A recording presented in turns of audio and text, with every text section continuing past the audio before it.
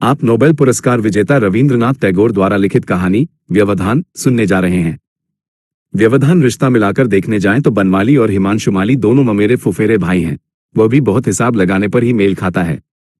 लेकिन इन दोनों के परिवार लंबे समय से पड़ोसी हैं, बीच में केवल एक बगीचे का व्यवधान है, इसलिए इनका रिश्ता अत्यंत निकट न होने पर भी घनिष्ठता की कोई कमी नहीं है। बनमाली हिमांशु से काफी बड़ा है। हिमांशु के जब दांत नहीं निकले थे और उसने बोलना शुरू नहीं किया था, तब बनमाली उसे गोद में लेकर इसी बगीचे में सुबह शाम हवा खिलाता था, उसके साथ खेलता था, उसका रोना बंद कराता था और उसे सुलाता था। शिशु का मनोरंजन करने के लिए समझदार वयस्क लोगों को तेजी से सिर हिलाना, ऊंची आवाज में प्रलाप करना जैसी जो उम्र के हिसाब से अनुचित चंचलता और अजीब उत्साह दिखाना पड़ता है, बनमाली ने वह करने में भी कोई त्रुटि नहीं की। बनमाली ने पढ़ाई लिखाई ज्यादा कुछ नहीं की थी। उसे बगीचे का शौक था और ये दूर के रिश्ते का छोटा भाई उसके पास था। इसे एक अत्यंत दुर्लभ और बहुमूल्य लता की तरह बनमाली अपने हृदय के समस्त स्नेह से सींचकर पाल रहा था, और वह जब उसके अंतर्मन और बाहरी जीवन को पूरी तरह आच्छादित करके लताओं की तरह बढ़ने लगा, तब बनमाली ने खुद को धन्य माना।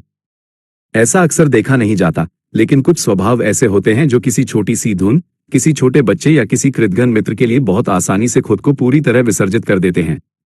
इस विशाल दुनिया में स्नेह के एक छोटे से कारोबार में वे जीवन की पूरी पूंजी समर्पित करके निश्चिंत रहते हैं। उसके बाद शायद मामूली लाभ में परम संतोष के साथ जीवन बिता देते हैं, या अचानक एक सुबह अपना सब कुछ बेचकर कंगाल होकर रास्ते पर आ खड़े होते हैं। हिमांशु की उम्र जब थोड़ी और बढ़ी, तब उम्र और रिश्ते के बड़े अंतर के बावजूद बनमाली के साथ उसका जैसे एक मित्रता का बंधन स्थापित हो गया। दोनों के बीच जैसे कोई छोटा बड़ा नहीं था। ऐसा होने का एक कारण भी था। हिमांशु पढ़ाई करता था और स्वभाव से ही उसकी ज्ञान की पिपासा अत्यंत तीव्र थी। किताब मिलते ही वह पढ़ने बैठ जाता था, जिसमें कई फालतू किताबें भी शामिल थीं, लेकिन जैसे भी हो, चारों ओर से उसके मन का एक विकास हुआ था। बनमाली विशेष श्रद्धा के साथ उसकी बातें सुनता, उसकी सलाह लेता, उसके साथ छोटी बड़ी सभी बातों पर चर्चा करता और किसी भी विषय में उसे बालक समझकर उपेक्षा नहीं करता था। हृदय के सर्वप्रथम स्नेहरस से जिसे बड़ा किया गया है, वयस्क होने पर यदि वह बुद्धि, ज्ञान और उन्नत स्वभाव के कारण श्रद्धा का अधिकारी बने, तो उसके जैसा परम प्रिय पात्र दुनिया में और कोई नहीं मिलता। बगीचे का शौक हिमांशु को भी था, लेकिन इस विषय में दोनों मित्रों के बीच एक अंतर था। बनमाली को हृदय का शौक था, हिमांशु को बुद्धि का शौक। पृथ्वी के ये कोमल पेड़ पौधे, यह अचेतन जीवन राशि, जो किसी देखभाल की लालसा नहीं रखते लेकिन देखभाल मिलने पर घर के बच्चों की तरह बढ़ जाते हैं, जो मनुष्य के शिशु से भी अधिक शिशु हैं, उन्हें सहेजकर बड़ा करने के लिए बनमाली की एक स्वाभाविक प्रवृत्ति थी। लेकिन हिमांशु की पेड़ पौधों के प्रति एक कौतूहल भरी दृष्टि थी। अंकुर का फूटना, नई पत्तियों का आना, कली खिलना, ये सब उसका ध्यान गहराई से आकर्षित करता था। पेड़ों के बीज बोना, कलम लगाना, खाद देना, क्यारियां बनाना आदि के बारे में हिमांशु के दिमाग में तरह तरह के सुझाव आते थे और बनमाली अत्यंत आनंद के साथ उन्हें स्वीकार करता था। इस उद्यान के टुकड़े को लेकर आकृति और प्रकृति के जितने भी प्रकार के संयोग वियोग संभव थे, वे दोनों मिलकर उसे पूरा करते थे। दैनिक दिनचर्या और मित्रता दरवाजे के सामने बगीचे के ऊपर एक चबूतरे जैसा बना हुआ था। 4 बजते ही एक पतला कुर्ता पहनकर और कंधे पर मुड़ा हुआ चादर डालकर, हुक्का लेकर बनमाली वहां छाया में जाकर बैठ जाता था। कोई मित्र नहीं, हाथ में कोई किताब या समाचार पत्र नहीं। बैठे बैठे हुक्का पीता और तिरछी नजरों से उदासीन भाव से कभी दाहिने तो कभी बाएं देखता रहता था। इस प्रकार उसका समय उसके हुक्के के धुएं के छल्लों की तरह धीरे धीरे अत्यंत हल्के ढंग से उड़ जाता, टूट जाता और विलीन हो जाता, कहीं कोई निशान नहीं छोड़ता था।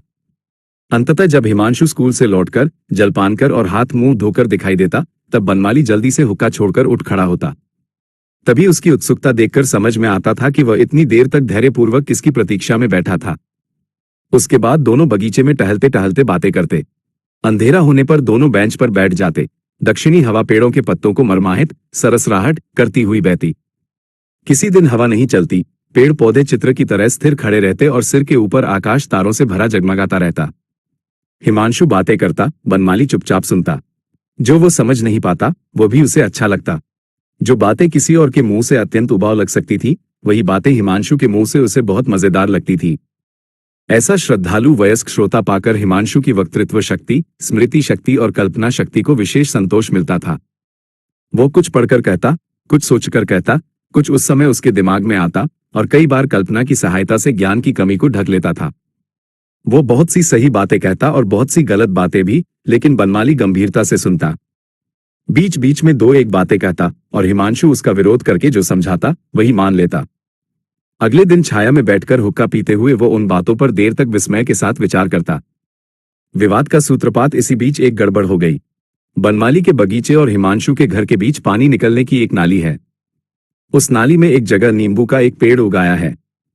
जब उस पेड़ पर फल आते तो बनमाली का नौकर उन्हें तोड़ने की कोशिश करता और हिमांशु का नौकर उसे रोकता, और दोनों पक्षों के बीच जो गालियों की बौछार होती, यदि उसमें थोड़ी भी वास्तविकता होती तो पूरी नाली भर जाती।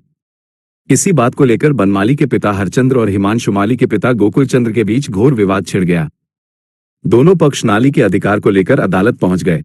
वकीलों और बैरिस्टरों के जितने भी महारथी थे, सभी ने एक एक पक्ष पकड़ लिया और लंबा वाग्युद्ध शुरू कर दिया। दोनों पक्षों का जो पैसा खर्च हुआ, भादों की बाढ़ में भी उस नाली से कभी इतना पानी नहीं बहा था।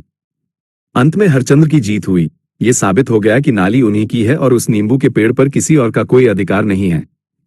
अपील हुई, लेकिन नाली और नींबू का पेड़ हरचंद्र का ही रहा। विछोह की वेदना जब तक मुकदमा चल रहा था, दोनों भाइयों की मित्रता में कोई बाधा नहीं आई थी।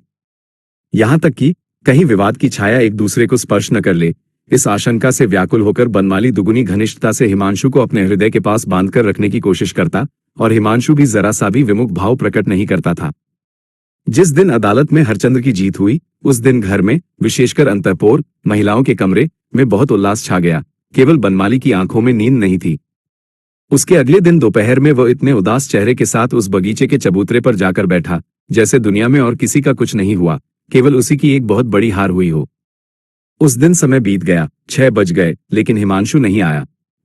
बनमाली ने एक गहरी लंबी आह भरी और हिमांशु के घर की ओर देखा। खुली खिड़की के अंदर से उसने देखा कि खूंटी पर हिमांशु के स्कूल के उतरे हुए कपड़े लटके हुए हैं। कई चिरपरिचित लक्षणों को मिलाकर उसने देखा कि हिमांशु घर पर ही है। हुक्का पटककर वो उदास मन से टहलने लगा और हजारों बार उस खिड़की की ओर देखा, लेकिन हिमांशु बगीचे में नहीं आया। शाम की रोशनी जलने पर बनमाली धीरे धीरे हिमांशु के घर गया। गोकुलचंद्र दरवाजे के पास बैठकर गर्मी से राहत पाने के लिए हवा ले रहे थे। उन्होंने पूछा, कौन है? बनमाली चौंक उठा, जैसे वो चोरी करते हुए पकड़ा गया हो। कांपते स्वर में बोला, मामा, मैं हूं। मामा ने कहा, किसे ढूंढने आए हो? घर पर कोई नहीं है। बनमाली फिर से बगीचे में लौट आया और चुपचाप बैठ गया। जैसे जैसे रात बीतने लगी, उसने देखा कि हिमांशु के घर की खिड़कियां एक एक करके बंद हो गईं। दरवाजे की दरार से जो रोशनी की रेखा दिख रही थी, वह भी धीरे धीरे बुझ गई। अंधेरी रात में बनमाली को महसूस हुआ कि हिमांशु के घर के सभी द्वार उसके लिए बंद हो गए हैं और वह बाहर के अंधेरे में अकेला रह गया है। अगले दिन वो फिर बगीचे में आकर बैठा। सोचा, आज शायद वह आ जाए।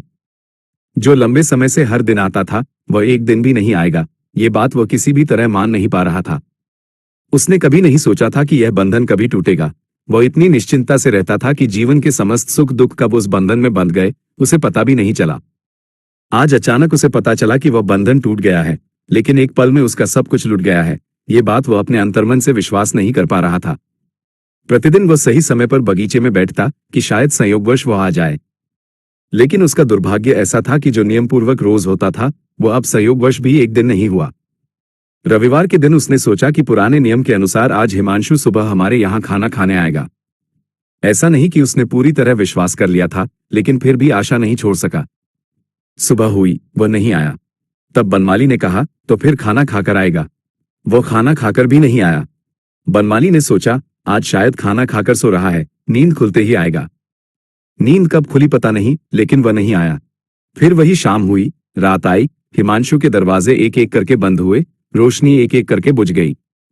इस तरह सोमवार से रविवार तक सप्ताह के 7 दिन जब दुर्भाग्य ने उसके हाथ से छीन लिए, आशा को सहारा देने के लिए जब एक दिन भी बाकी नहीं रहा, तब हिमांशु के बंद दरवाजों वाले मकान की ओर उसकी आंसुओं से भरी 2 कातर आंखों ने एक मर्मांतक शिकायत भेजी और जीवन की पूरी वेदना को एक ही करुण पुकार में समेटकर कहा, दया में।